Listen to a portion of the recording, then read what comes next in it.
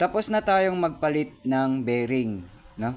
Pinalitan natin ng bearing yung bushing ng ating electric fan. So ngayon, tetest na natin siya, no? So, subukan natin alogin to, yung ating shafting. So dapat walang alog yan, no? Kung may alog man, konti lang. Hindi malala or talagang alog. Kasi kung maalog yan, iingay yan at pwedeng sumabit yung ating rotor dyan dito sa ating motor. Pag sumabit yung ating rotor sa motor, iinit yan at magkakaproblema tayo. Pwede masira yung ating electric fan.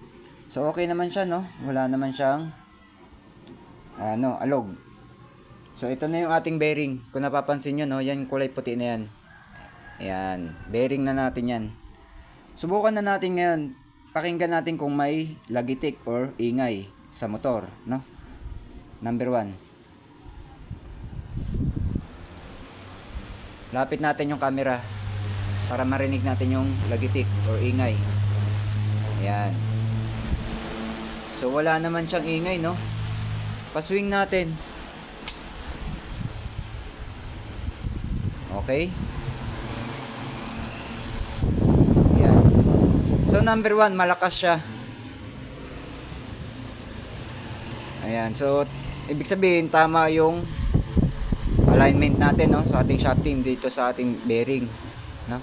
Kasi kung wala sa alignment yan, mahirapan tayo dyan. At yun nga, pwedeng sumabit yung ating motor o rotor doon sa ating motor, no? At iinit yan. So okay naman siya. Okay na siya, no? Ayan. So wala tayong narinig na ingay. Pang matagalan na yan, yung bearing na yan. Hindi na tayo basta-basta nag-maintain ng bushing, shafting, no? Pang matagalan na yan. So okay na tayo. Maraming salamat. God bless.